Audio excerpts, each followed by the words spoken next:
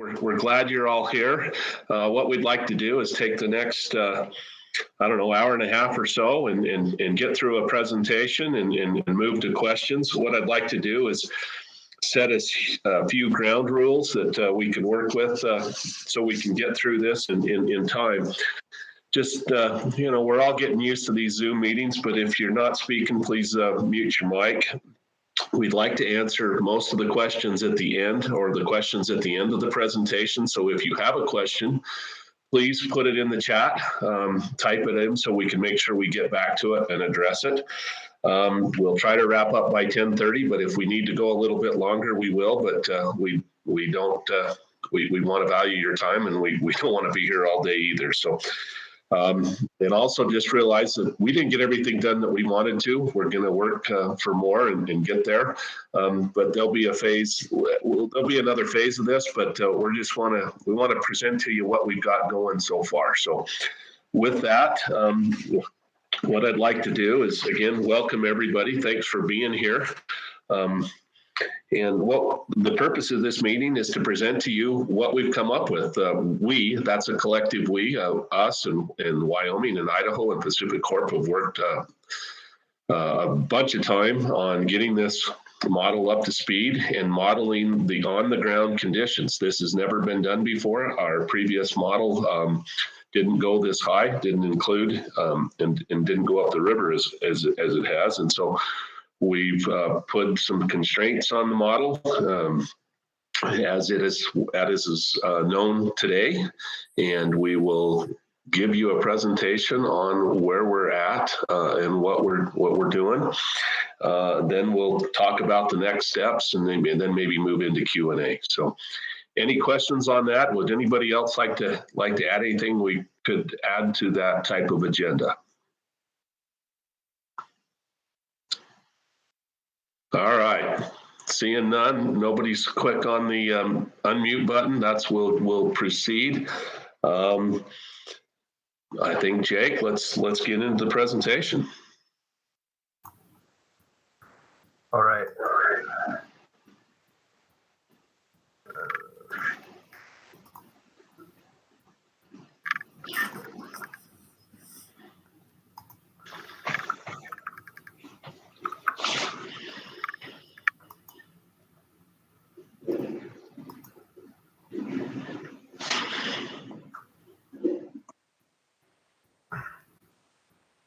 All right, there. Can you see this? Can you see the presentation?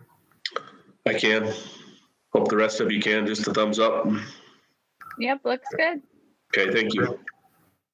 Well, thanks, Todd, for the introduction. Thank you, everyone, for accepting the invitation to join us today to go over this study that was recently accomplished. I'm excited to present this work because the means to do this work were just as exciting as the work itself.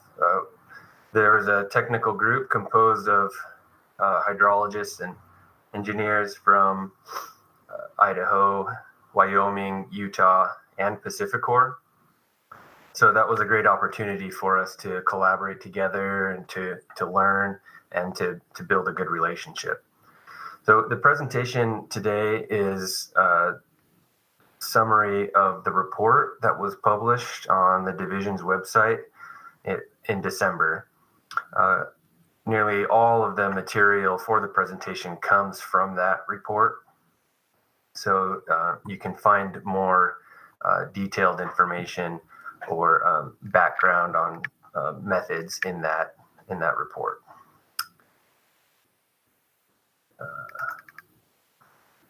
All right. The purpose of the study, the catalyst was that for the study was the submitting the joint water right application by Idaho and Utah, and then the three states and PacifiCorp got together and decided that they wanted to do a study, answer a few questions before they moved forward on that. So the purpose of the study was to try to put a number to the amount of additional water that could be stored in Bear Lake by making just a couple of adjustments. And those adjustments are to the target elevations that are used for managing flood control space in Bear Lake, and also by adjusting the flow constraints through Gentile Valley. And I want to stress that as of yet, no policies have been set on the use of additional storage. No policies have changed on the operation of Bear Lake. And also, there have been no new uses of the additional storage water. They haven't been included in the model, and they haven't been considered in any other planning. So we recognize that in order to quantify this volume of additional storage water, there are at least a few other questions that we should ask. One includes how often, what the frequency of the additional opportunities to store would be. Another question is how the storage would affect stream flow in Gentile Valley, how inflows to Bear Lake that come in from Bear River would have changed, how the Bear Lake elevation of 5911 would have been impacted. And that elevation is important because below that there are restrictions on how much water can be stored upstream of Bear Lake.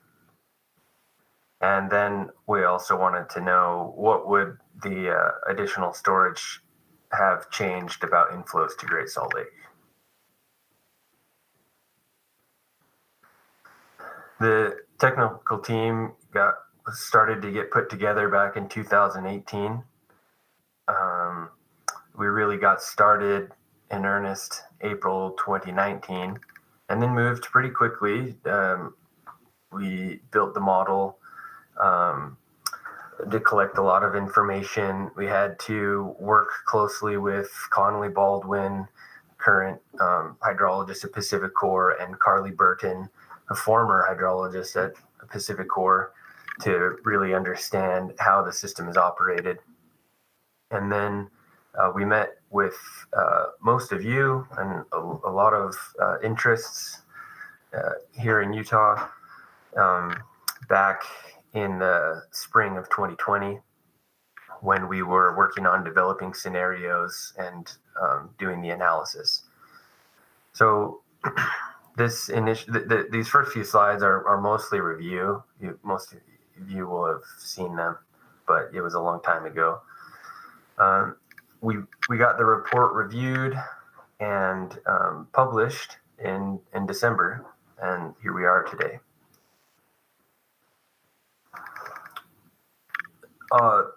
The left-hand image shows a familiar map of the Bear Lake watershed.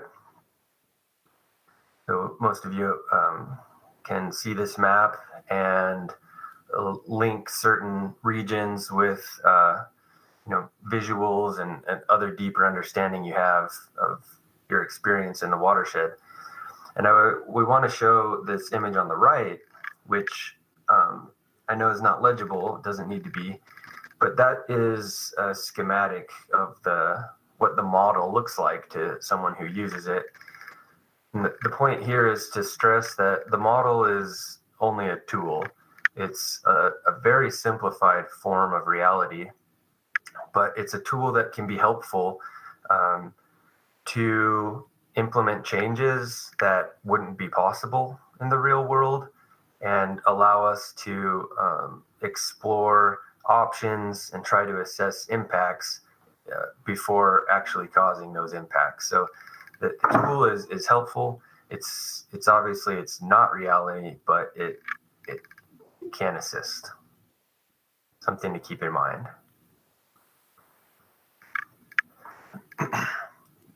What goes into the model? The model simulates historic operations on Bear Lake and stream flows from Bear Lake down to Great Salt Lake for the period from 1980 to 2018. So we have 39 years of historic data. The data that's used in the model primarily is the inflow measured at the Rainbow Inlet Canal, which diverts the water from Bear River into Mud Lake, and then Mud Lake into Bear Lake. Hydrologic inflow to Bear Lake, which comes from the surrounding local watershed. Historical irrigation use.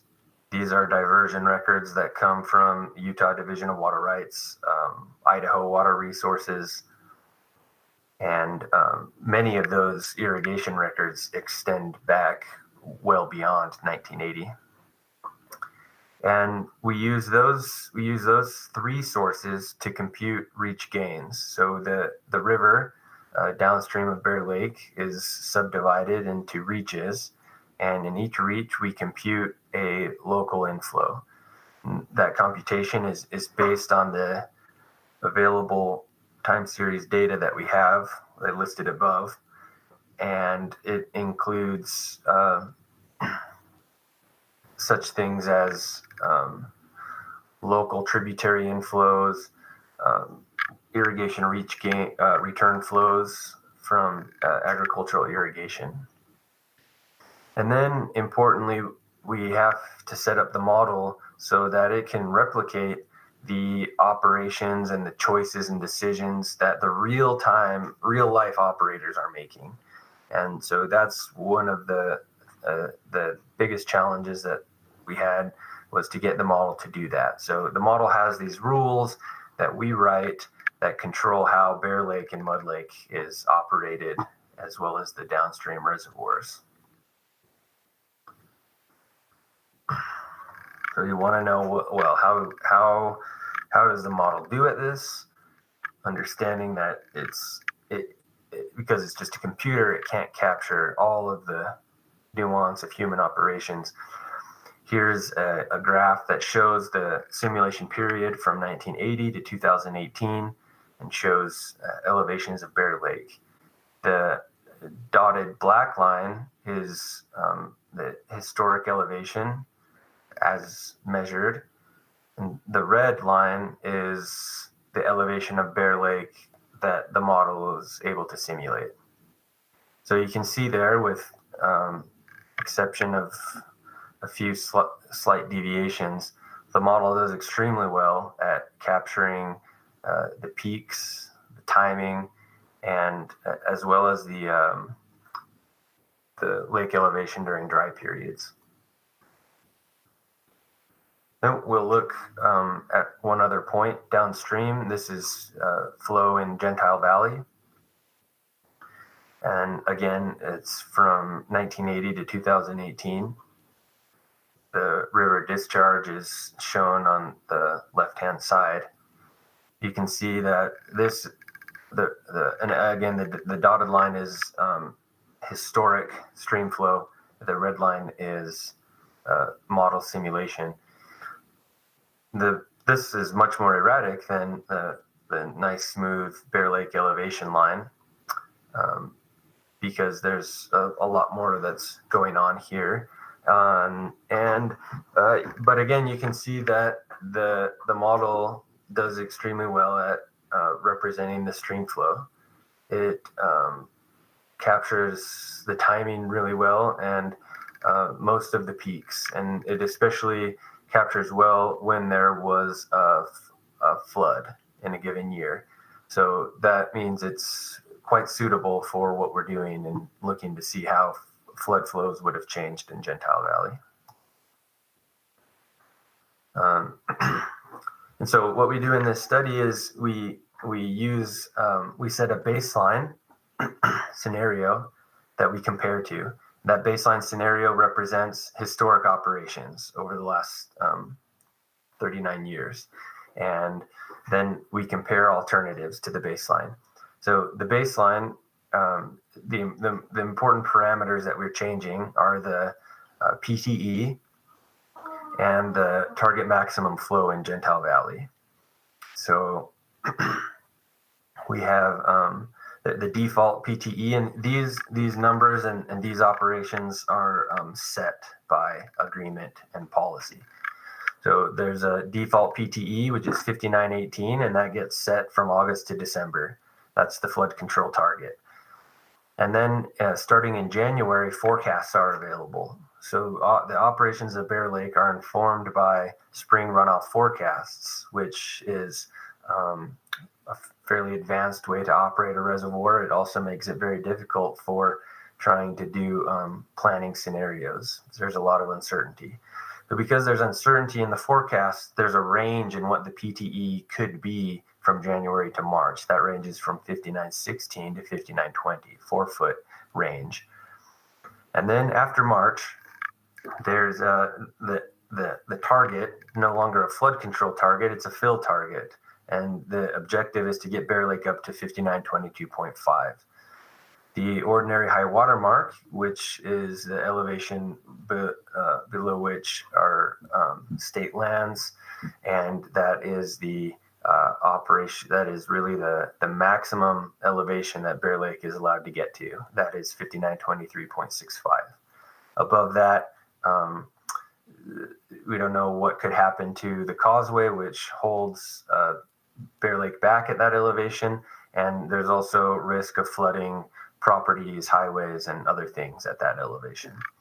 And then the current target maximum flow in Gentile Valley is 1500 CFS. So above that, there are agricultural lands that are flooded. So now that was the baseline scenario. We move into the scenarios that we looked at during this study. And I want to spend a minute on this table because this table is used throughout the next few slides to present the results. So you'll see on the left-hand column there, it says the PTE range adjustment in feet. And you can see what we looked at was a range adjustment from lowering it 1 foot to increasing it by 3.5 feet. So you'll see there's in that left-hand column, there's one example where there's a 0 foot change. That row represents the baseline condition for the PTE. The second column over shows what the default PTE would be under this alternative. So going back to the 0, you see the default is 5918, which is the current default target elevation. Then the next 4 rows to the right show the different flow thresholds in Gentile Valley that we assessed. So those again range from 1500, which is the current restriction, all the way up to 3000. So then if you go back down to the row with 0 change in PTE and the column for 1500 CFS, you'll see that's there's a number 9 and an asterisk. That represents the baseline scenario. So the numbers that are in the table, 1 through 40, are just indices to reference different scenarios. You'll see we have 4 scenarios that are highlighted, 22, 31, 35, and 36. Those are the scenarios that the technical group thought are scenarios that decision makers should look at because they show an increase in storage with a minimal impact on flooding in Gentile Valley.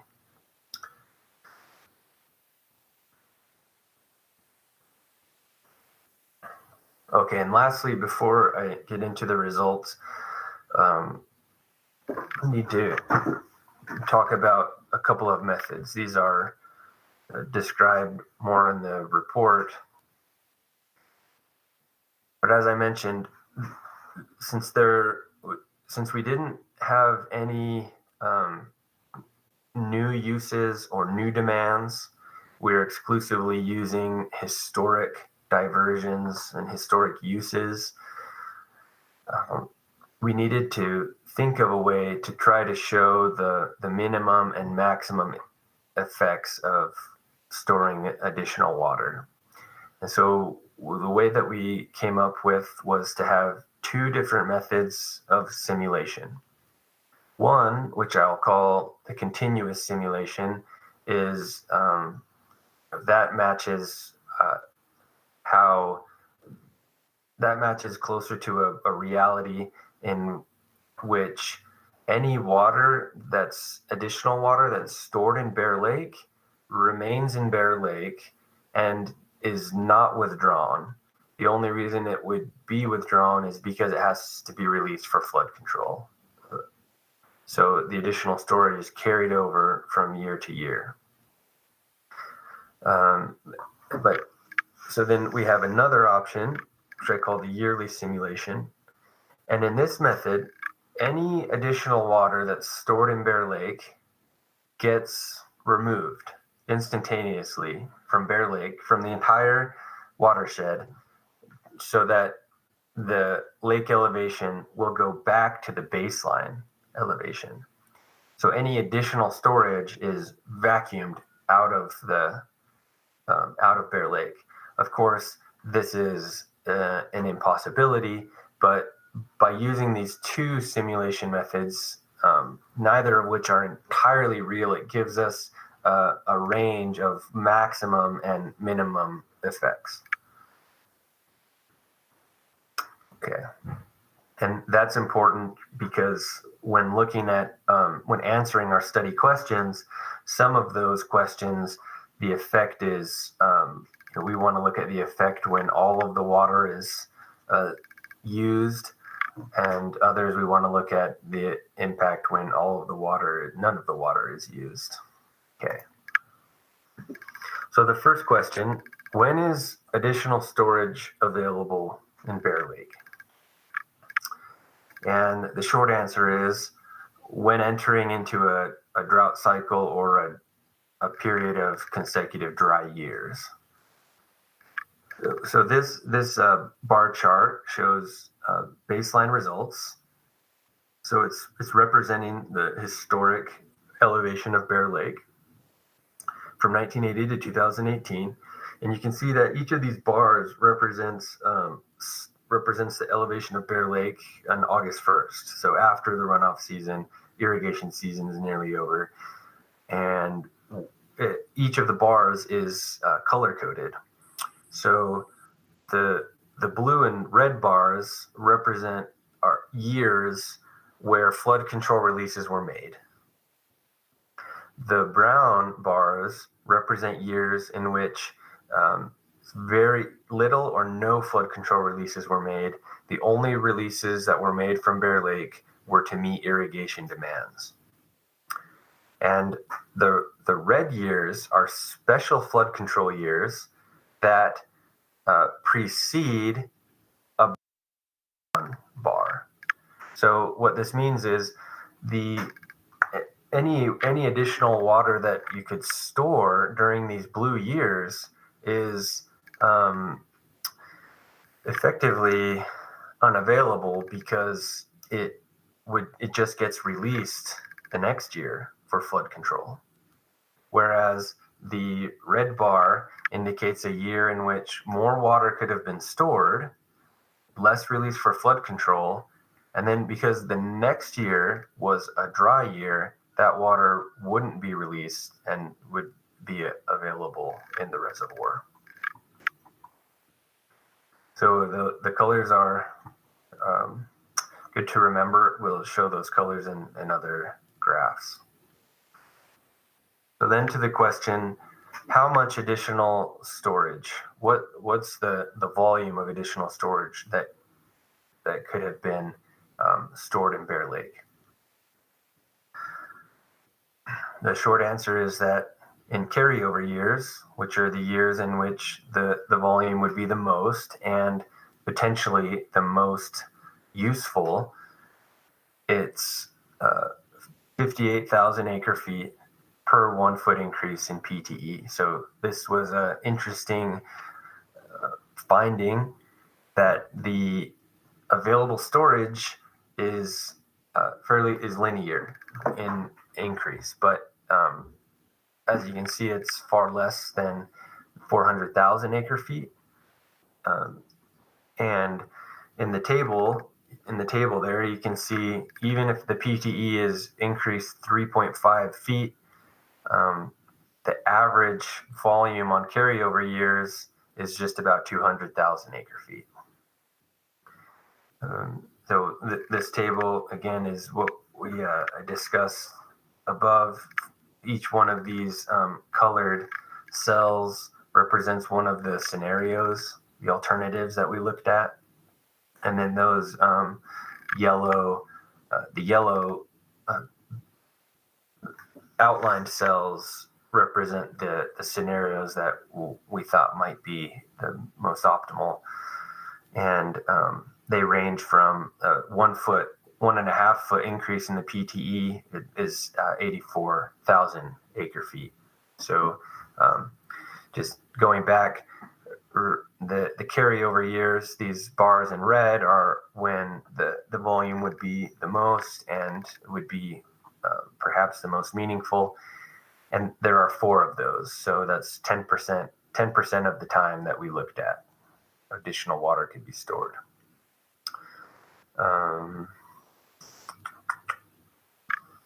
Let's see if we go ahead and notes.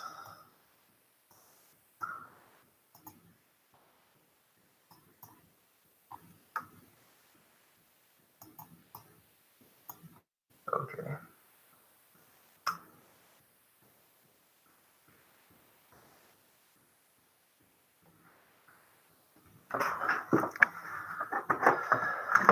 So then, once we answered those 2 questions, but there was a lingering question. So as I said, Bear Lake relies on forecasts of spring runoff, and in our baseline scenario, we used a perfect forecast. So that again kind of brought us to one of the extremes of the most ideal conditions. So if we knew every year exactly how much water was going to come, there was no uncertainty in the forecast, how would that affect the operations? So the volume I just showed you is assuming we have this perfect forecast. And this gets a little tricky and difficult, and we want to do more work to investigate this, but we thought we need to at least put in actual forecasts that were used in the past and see how that affects the result. So using the NRCS 50% exceedance forecast, we put that into the model, and those forecasts, that data for those forecasts aren't available back to 1980, only back to 1997. So we were only able to simulate those years with these imperfect or uncertain forecasts. And what you can see here is a kind of mixed result. In 1997, having an imperfect forecast resulted in actually more storage being available, more additional storage. The black is the storage that was available in the perfect, and the gray is using the actual historic forecast. But then the result is opposite in 2000, 2012, and 2018, in which case we were simulating much more water available than would have been achieved with uncertain forecasts. And part of the reason for that is because the forecast can be wrong, and it can say you're going to get a lot more water than you actually will. And so the reservoir is drawn down much lower in order to be able to store the forecasted inflow, and it ends up being much less. And so the reservoir is left low without filling. But then 2017 is an example where the amount of storage was just about the same. And so if we account for kind of how the uncertainty and the forecasts could affect the storage, it might be more like 45,000 acre feet per 1 foot increase in PTE for those carryover years. The next question, what would the impact be on flood flows in Gentile Valley? And the short answer is that you would have to be able to pass more stream flow, and that there are several options for doing that. On the left-hand side is an aerial image of where Gentile Valley is. For those of you who don't know, in the center, bottom center of the map, you can see Oneida Reservoir there in the Oneida Narrows. And then moving up Highway 34 to Grace, Idaho, that is the Gentile Valley, primarily agriculture and grazing or activities that go on there. And then, so you can see here we have two of the tables put together. They show the one on the left is number of years, is looking at flood flows in kind of winter, January to March. And then the second table on the right is looking at floods in April to June. And the numbers show the number of years in which there are, in which flooding would have been worse by this change in operations. You can see that the winter floods, not really an issue, but getting into the spring floods and early summer, it can be an issue. So going back to scenario 9, which is the 0 PTE increase and 1,500 CFS for the target flow there, you can see that's 0 for our baseline. So the baseline doesn't make flooding worse than the baseline. That makes sense. But if you keep the threshold at 1,500 CFS and you move up one cell, meaning you increase the PTE by half a foot, then what you get is 4 more flood events in the valley. And that gets worse as you continue to go up. And so that pattern holds, but as you move right in the columns, you're increasing the amount of water that can be passed through Gentile Valley without being a flood. And so the number can decrease. And so you see essentially the yellow boxes there that we've highlighted are those in which the most amount of water could be stored while not making flooding worse. One of the scenarios there's one additional flood event when the flow is 2,600 CFS, and there's a 3-foot increase in the PTE.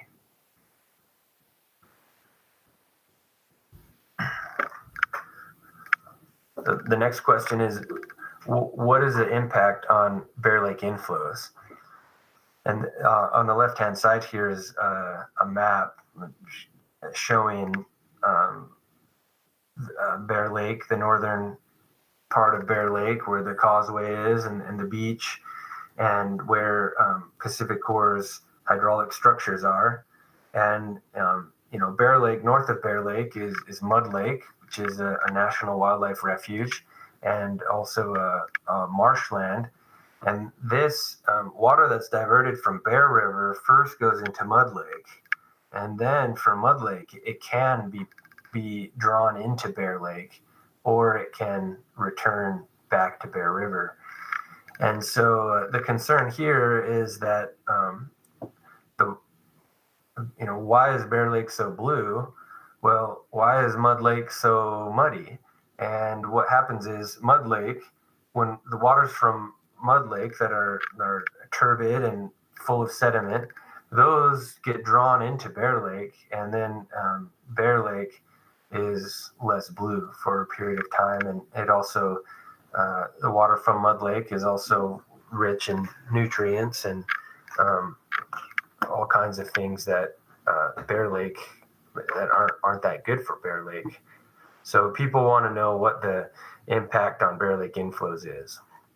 The short answer is that there would be less inflow from Mud Lake if these operations changed, and but there would be less inflow, but Bear Lake would also be higher, which can be good or bad. And the bar chart there shows total volume through the causeway. So that's the total volume of water passing from Mud Lake into Bear Lake, and over the 39 years. So a total. So you see there we have the four scenarios, ranges from about 225,000 acre feet down to more than 600,000 acre feet over the period of simulation. And of course, this is conditional on how that water is used. So the numbers I'm showing here assume that all the water remains in Bear Lake, in which case Bear Lake would be higher in several years. But of course, if that water, what we simulated was none of that water stays in Bear Lake, it's all withdrawn at the end of each year, then of course these numbers, this positive impact on of the inflows to Bear Lake would be less.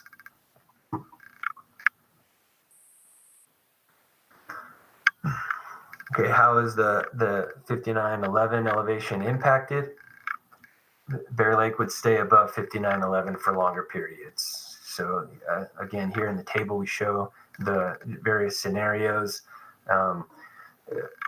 The scenarios we've highlighted show anywhere from 3 up to 7 years longer. Bear Lake would be above 5911. Of course, if this again assumes that all of the water remains in Bear Lake year after year, but if that water didn't remain in Bear Lake, then it would be less than this. The benefit would be less. Okay, and the last question: how would Great Salt Lake be impacted? So these values are similar calculation for the inflows from Mud Lake to Bear Lake. So they're showing the cumulative loss to Great Salt Lake over the 39 years. So this is a sum total. So you can see here, and these values different. So now I'm showing results for the yearly simulation, which assume that all of the water from the additional water that's stored in Bear Lake is magically removed each year. So that's equivalent to the assumption that there's 100% consumptive use on that additional storage water, which is not reality. That's not going to happen. But and so you can see what the values are here. Starting at the bottom of the table, the PTE were lower by a foot. You can see that would have increased the amount of water into Great Salt Lake. In the scenarios where you increase the PTE, there's less water that would have gotten to Great Salt Lake. And in the yellow highlighted scenarios, which range from a 1.5 foot increase up to a 3 foot increase in PTE, there's the range in 460,000 acre feet up to 1.2 million acre feet that wouldn't have flown into Great Salt Lake. So that being said, I know it's a concern for many in this presentation, but if we look at the results for the continuous simulation, and we assume that all of the water that's stored, all of the additional water stored in Bear Lake remains in Bear Lake, it actually eventually all gets released. And so the overall change to Great Salt Lake, as we've simulated it, would be zero. What would happen though is there would be there would be a change in when that water got to Great Salt Lake. So the overall volume wouldn't change, but the distribution of that volume in time would change. So this graph is only for scenario 31. It's looking at the difference between the baseline and scenario 31. It's showing results for each year, 1980 to 2018, and each bar represents the total annual volume flowing to Great Salt Lake in acre feet. And so what you see are those red bars are the carryover years, which are releases were made for flood control historically, and then the following year was a dry year, and it could have been one dry year or a series of dry years. And so you see that the impact to inflows of Great Salt Lake would have been lower on all 4 of those years. But if all of that water that's stored in Bear Lake is just stored and released later, then that volume would have gotten to Great Salt Lake later. So you see those years, 82 and 83, there would have been more than 100,000 acre feet. In 1997, I think there would have been much more. And then in 2017 and 2018, there would have been more. So no overall change in volume, but a change in timing. So to summarize, we've developed this model, which is a helpful tool, and under the alternative operations that we simulated, we found that there is significant additional storage available, but principally only when entering a dry period. And historically, there were 4 such years, so that's 10% of the time. In order to store more water, the issue of flooding in Gentile Valley has to be resolved. So more water can only be stored at the expense of flooding downstream in Gentile Valley. That means that some way of alleviating that flooding or mitigating it has to be pursued.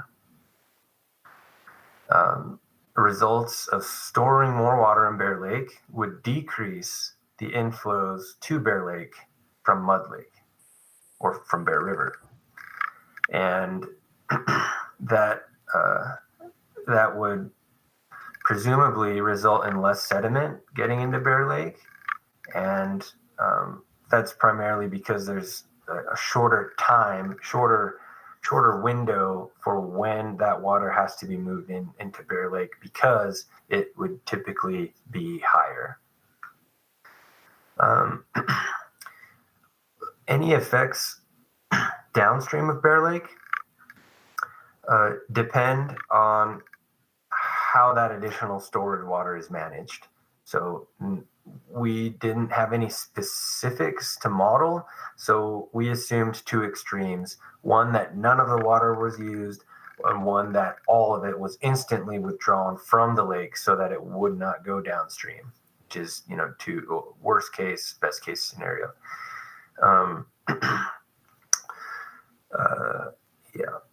Because Bear Lake, it affects everything that happens downstream. The way the storage is used will obviously determine what the magnitude of these effects are. And consumptive use of the additional storage water would decrease flow to Great Salt Lake. So the modeling team had several recommendations. We recommend that the 3 states and PacifiCorp continue to cooperatively develop the model, to cooperatively use it and maintain it, keep it up to date. That means putting in the most recent data available so that we can run it up to 2020. There are some refinements and improvements that we can use in the model, assumptions that we made that we can improve upon. And some of the things about cooperative development include adding in um, additional reach detail, using forecasts from the reaches, adding in the ESP forecasts so that PacifiCorp can use this model as their tool for actually managing the system. Water rights are important on the river, and so we can add an accounting system into this. It can be an accounting system that mimics the state accounting system, or an accounting system that is more suitable for other areas of management.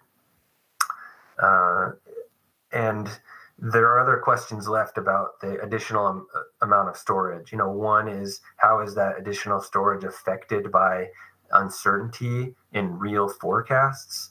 The other is, how much of that additional storage water could actually be used? There are constraints in the system, such as at the lift-in pumps at Bear Lake, for how much water, additional storage water, could actually be used or delivered in any given year.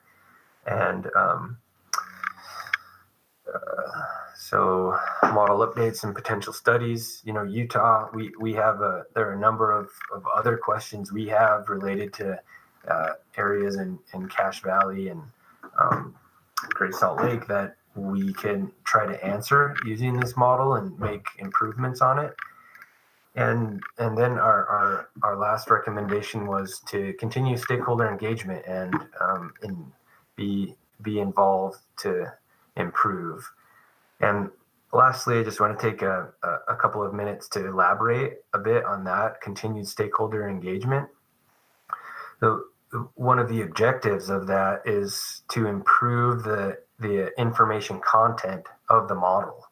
Presently, the model, as you've seen, the results are in volumes and timing and hydrographs. So, or at Bear Lake or other reservoirs, we have elevations, volume, content. That information is extremely helpful and extremely valuable. But by working with experts, interdisciplinary people who know more things than we do, we can tie these model results and output into more meaningful information. So we can help, we can, that way we can present these results and scenarios in a way that is more meaningful to you and to other stakeholders. So I say KPIs there. That's something that some people are familiar with. Key performance indicators, basically, a metric to assess what the impact is. And just want to show one example of that. Let me see. Bear with me.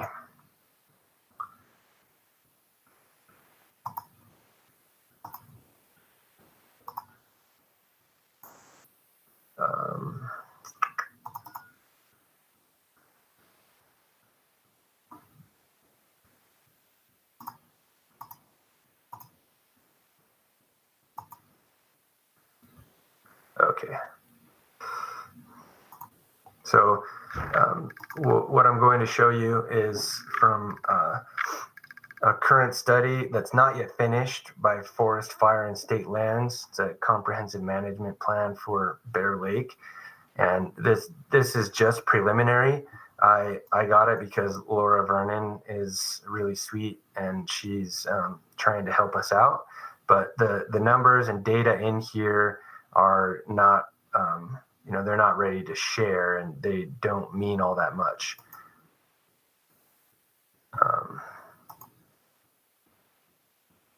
So you may have seen something similar, but this draft table shows the Forest, Fire, and State Lands have been working with stakeholders and interest groups and knowledge experts to build this out. So I'll zoom in a little bit here, but you see on the left-hand side, we have this column for Bear Lake elevation.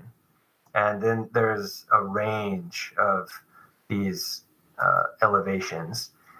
And then if you move over to the right, you have information that is linked to these elevations. So we have total shoreline exposed, irrigation allocations, and then you move into other categories like ecosystem resources.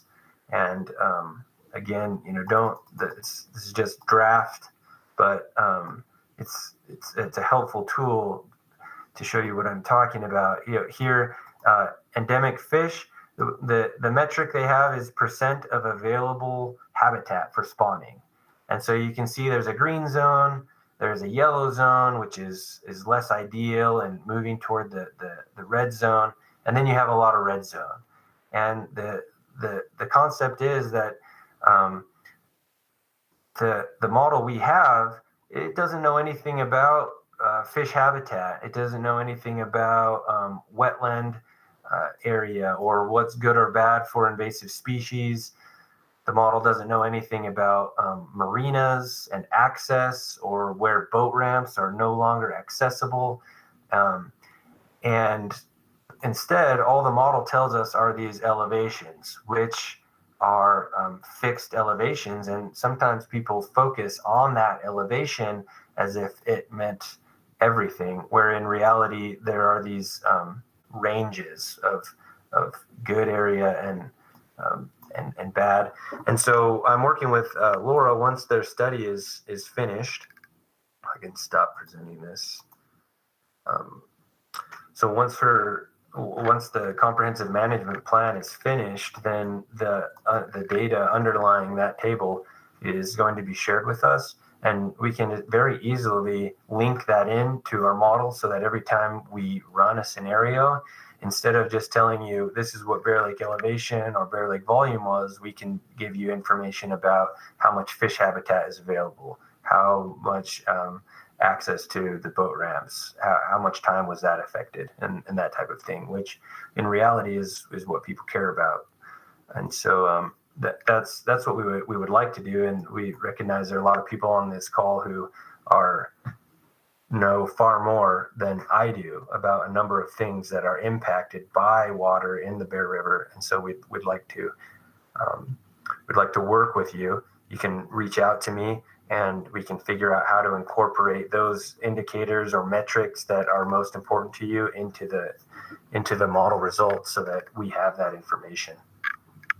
And so with that, if I don't know if anyone, Candace or Tara, want to say anything, but with that, it's the end of the presentation, so we can take questions.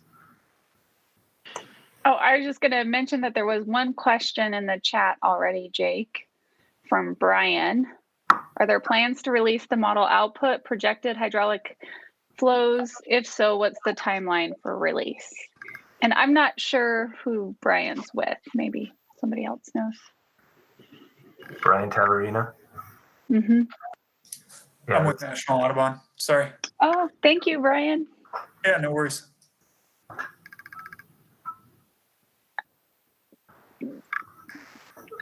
So as far as the project, the model output, at this point, we have our report out there. I don't know if we've actually talked about how to release those. Todd or Jake, do you guys have a thought on that? Jake, I'll let you go first. Yeah.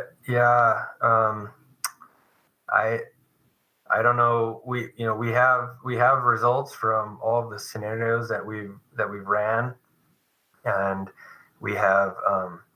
But like I said, that model output is in terms mainly of hydrographs and volumes.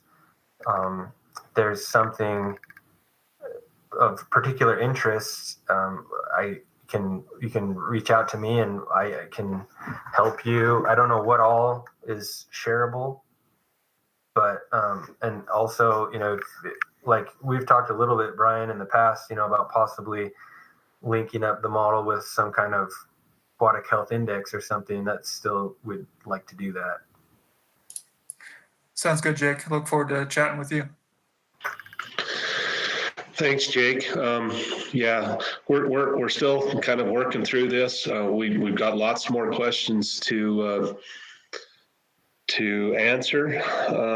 More than one state has worked in this. We're just going to have to work through those issues and what have you. So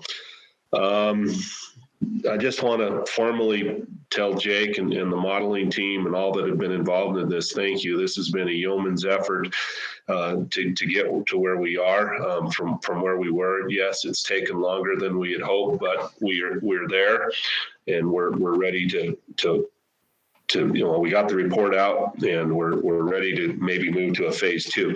It looks like there's some hands and some questions. One from Paul Burnett. Will there be a formal public comment component to the report?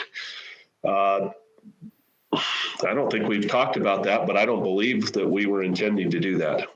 Paul?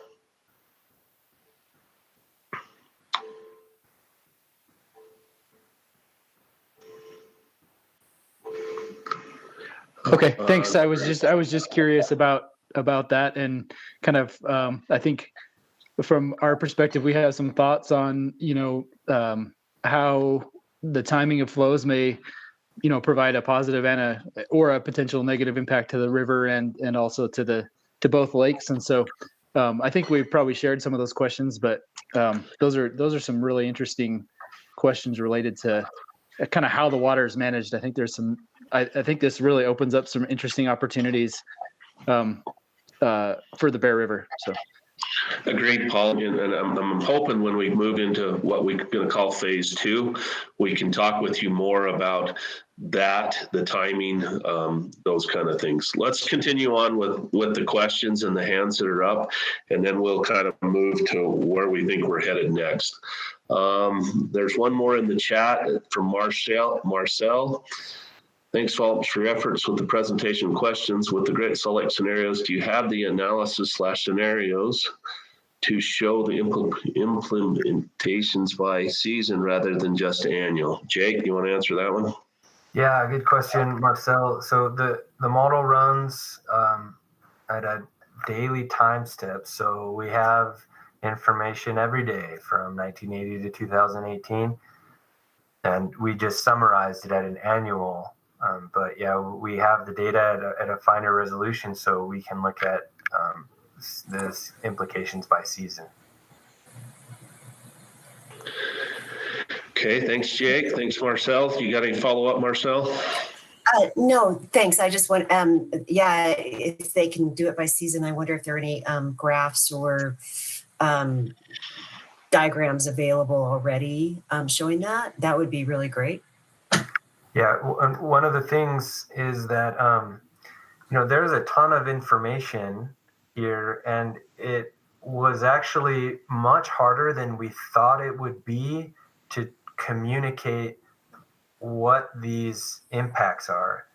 Even quantifying the storage was actually far more complicated than we initially thought, because of the fact that the water, we're only changing flood control operations, so that's only a few of the years. It's not every year. And anyway, the graphs that we've presented and the metrics we developed, those are just a few. So again, we can like to reach. Todd said, reach out to you guys and work individually to find out what are the graphs, like what's the graph that you want to see, Marcel. We can make that for you. Okay. All right. Well, thank you, Jake. I appreciate that. Okay, the next hand that I saw come up, and I'm not sure, I'm just going to take the hands. Carl, you're next. Yeah, thanks. My question is, and I understand you're probably not looking at this aspect, but what potential role could a downstream regulating reservoir play in operations if operations were to happen that way? Is there a role for a downstream regulating reservoir?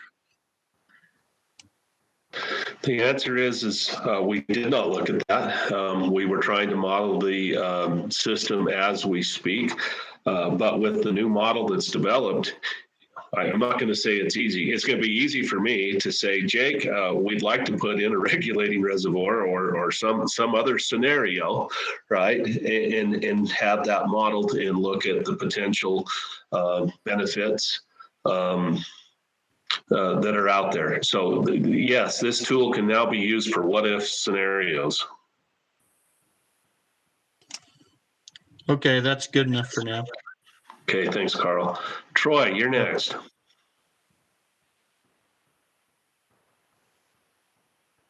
Yeah, my question was, you guys have that study coming in from Solvent Land on basically the habitat stuff. Are you also going to get one with the 2 migratory bird refuges in this flow system, being the Bear Lake Refuge and the Bear River Refuge? Well, the Great Salt Lake Management Plan has a table like this also. I don't know if it specifically has the 2 bird refuges. Maybe you can help me with that, or Jake, do you know that? Or anybody else? Yeah, so as the model is right now, there's no information about the refuges. And but of course, that's part of the reason was because we didn't need to know that information to answer the study questions we were looking at. But, with other questions, that provides a driver to add detail or resolution into the model. But, and again, I understand that at least the one I know most about is the Bear River migratory bird refuge. That the management of that is very challenging and complicated, and there's a whole lot of issues. Meaning, there's a whole lot that we don't know. So if you're willing to work with us and help add in detail and understand, how it's operated, we can work to see what can be included in the model. Okay, but so why can't when I've listened to this and I've and other presentations on this and stuff, and it seems like it's only the state lands that we're discussing, but we should be discussing the entire flow system. And that's my concern. I'm not the manager out there, so I can't provide you that type of information. But some of that stuff is public, in like the habitat management plan that they've put out and stuff. It shows where they are at now. And then if you can see the fluctuations, that how is that going to impact these 2, especially the one, Mud Lake, it's mentioned, but it's not mentioned. Is there going to be a positive or negative influence on this? Plus, not just the Mud Lake, but rest of the wetland there, and then all the way down to the river. So I guess asking, why aren't we opening this conversation up to all the stakeholders in the whole entire flow? Thanks, Troy. That's a good point. We will look at that and see how we can incorporate those types of elevation matrix habitat into it. That would be the next part of, maybe phase 2 or 3, where we can try to tie those all together once we know where those elevation ranges would be, and maybe we can find some sweet spots for some. As I've said before, we're going to try to find win-win-win solutions for this. So. Okay, thanks. Good. Thanks, Troy. Okay, there's 2 more questions, three more questions now. Sorry, it's hard to keep up with them. Lynn, your question is, how are we considering the Great Salt Lake model developed by Jacobs? And we feel that this model can be a great input into that model. So we are working towards doing that, and results from this will be used in the GSIM model. Yeah, and I would also add that, like the Bear Lake elevation matrix that I showed, there's an existing matrix for Great Salt Lake, which is there's a lot of information in there, and so similarly, we can link the output from GSLIM to data in that table so that, it's providing not just elevations, but much more depth of extent of information. And that's unfortunately with the model as we have it, it doesn't have Great Salt Lake. So all we know is what the flow at Corinne is. We don't know what that flow is, what that impact would be on Great Salt Lake elevation, but we want to use Great GSLM to find that out. Well, and I hope that answered your question, and I guess your comment at the after that. Yes, absolutely. That's what we're looking at, and those will be where we move into the next phases. Again, this first phase was really to model on the ground what's happening today, and then we'll move into the new components. So, okay, thanks for the thumbs up. Jeff, missed this, but does the hydrology component of the model start with precip/runoff, or is it based on historic system flow measurement calculations? Jake? Yeah, there's no rainfall runoff component to this. It's based entirely off of stream flow and reservoir measurements. Could I also follow up? We are working on developing a VIC model of the whole Great Salt Lake Basin, the whole Great Basin, well, Utah portion of the Great Basin.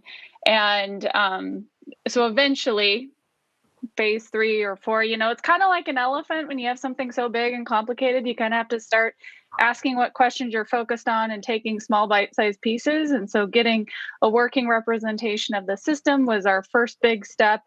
And now it's like, how can we build upon this really good foundation that Jake and the rest of the modeling team have done? So we hope to do that someday, Jeff. Okay, thank you. Troy, did you have another question? I see your hand still up. Just want to make sure.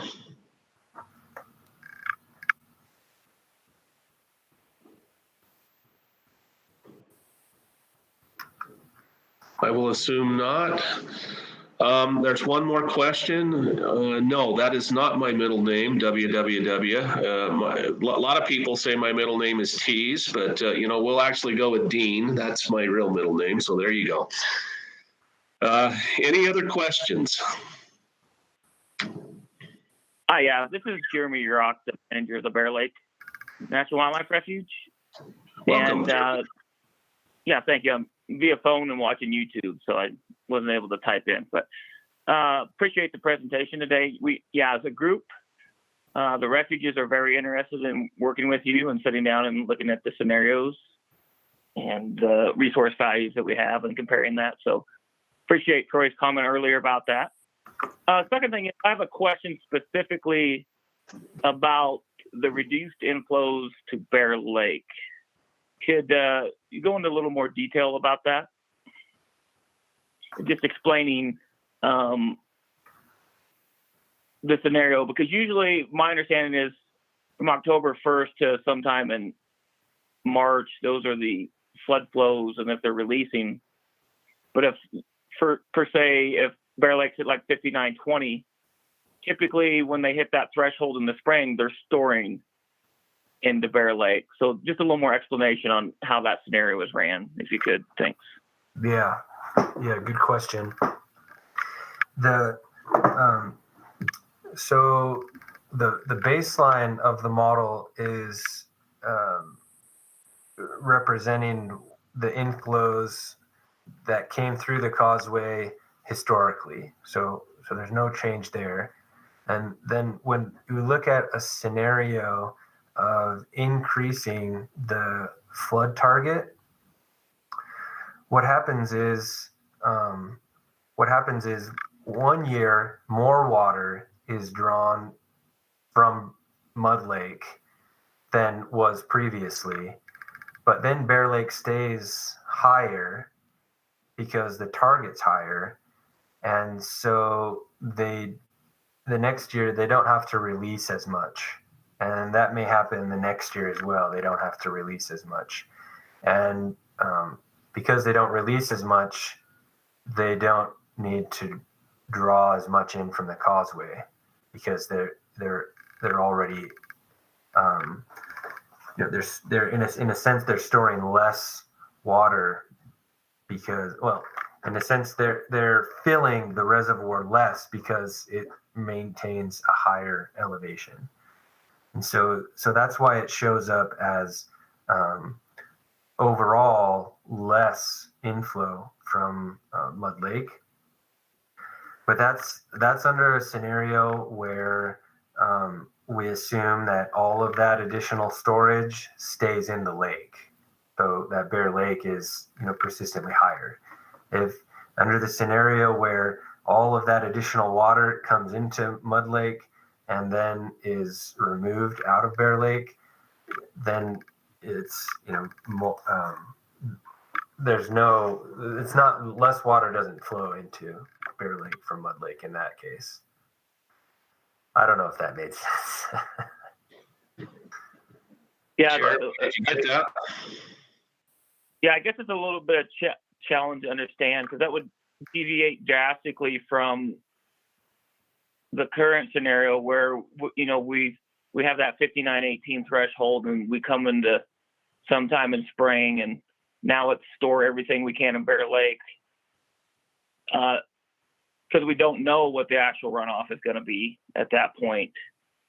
And so it seems like the flows into Bear Lake would still be necessitated until a certain threshold was met in the part of the runoff, typically June, which is usually the worst sediment period inflows from Mud Lake into Bear Lake. So I guess it's a good place to start deeper into conversation.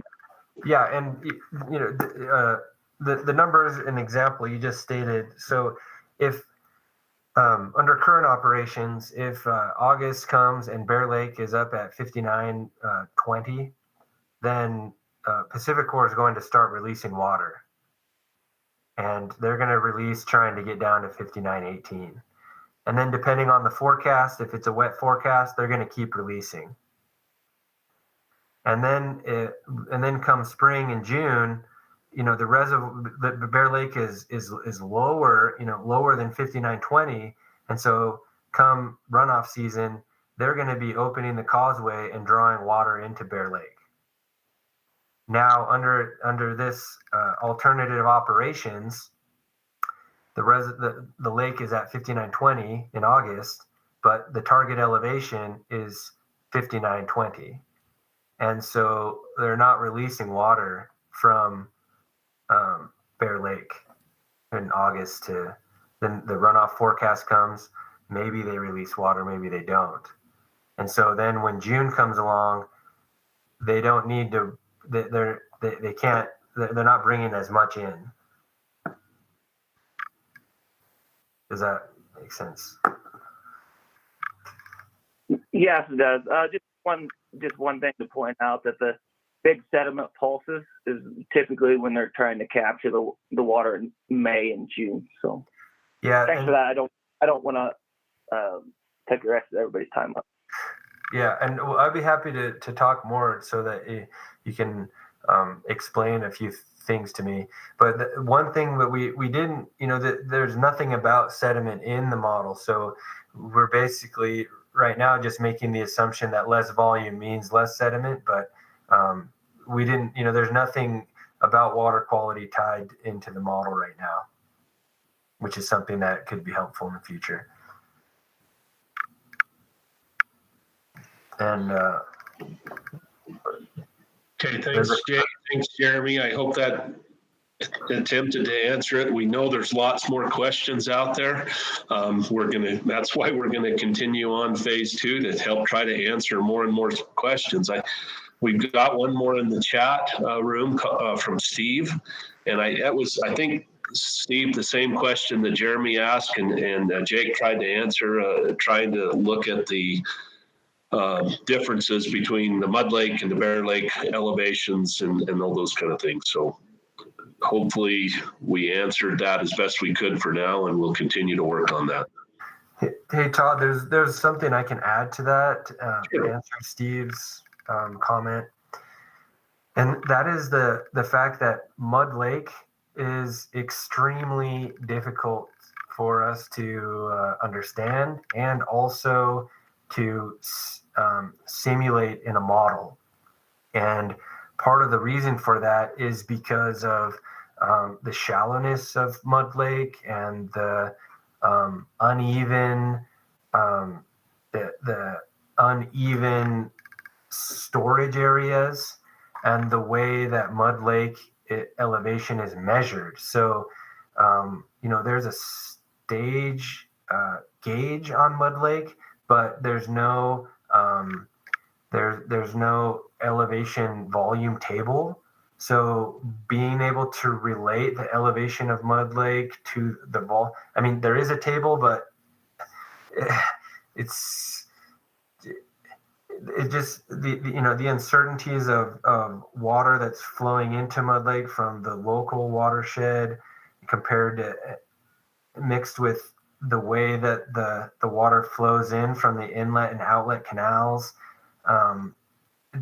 It's extremely difficult to represent. So like in our calculations, the mass balance is like off the charts, hard to understand. There's so much error because a large part because of the terrain of Mud Lake and not being able to know exactly how much water is in the lake at a certain stage.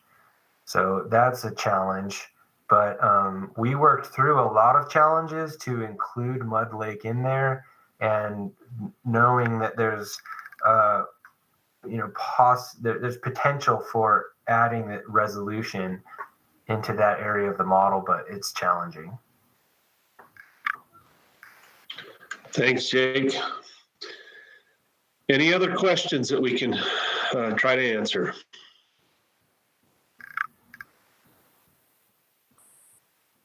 The one from Jim. It was noted in the report that the model was going to be extended upstream to Bear Lake, of Bear Lake. This would be useful to understand changes upstream reservoir storage and Bear River flows when Bear Lake might have a greater chance of being above 5911. What is the current timing for the extension of the model? Jake, you want to handle that one? Yeah, we're actually working on that now.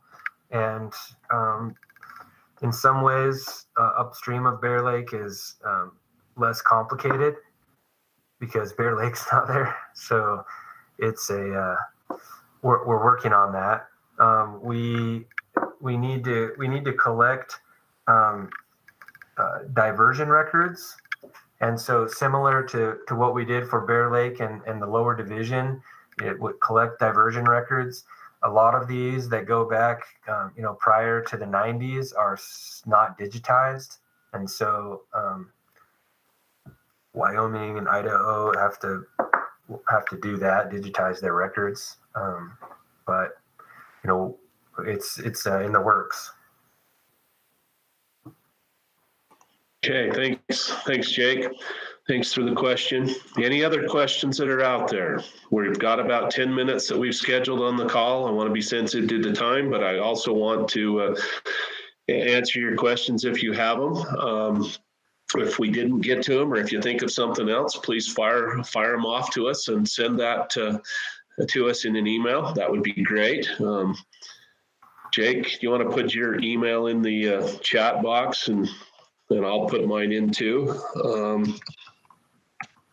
Todd, I was just doing that. That's amazing.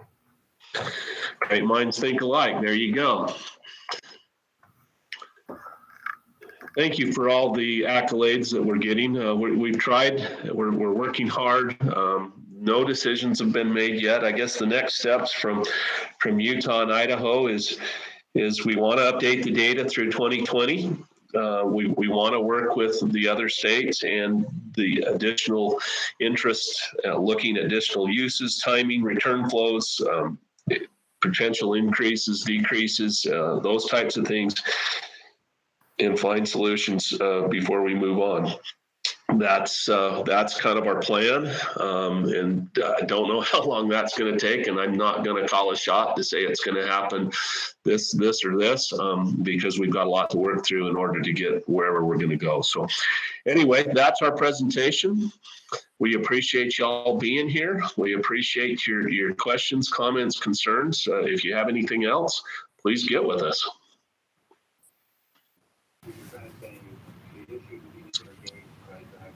Well, thanks for putting it together. It was really interesting. Thanks, Jake. You're so welcome. Have a great weekend. Should be a longer weekend. And pray for snow. Or dance, whatever you want to do.